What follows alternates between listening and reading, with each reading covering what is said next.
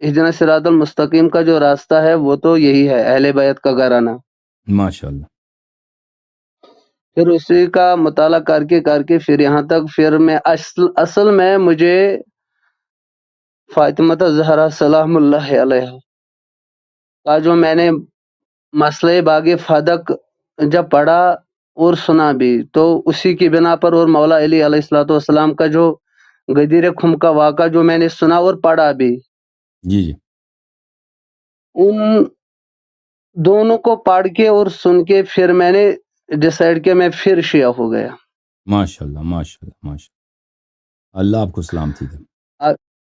آپ سے یہ بہت خوش قسمتی ہے میری کہ آپ سے ملاقات ہو رہی ہے، اور میرے اللہ 2-3 سوال تھے جو بہت اہم تھے، اس لیے میں نے کال کی۔ زیادہ ٹائم نہیں لوں گا۔ جی سر، بولیں بولیں، اللہ آپ کو عزت دے، بولیں، اللہ آپ کو عزت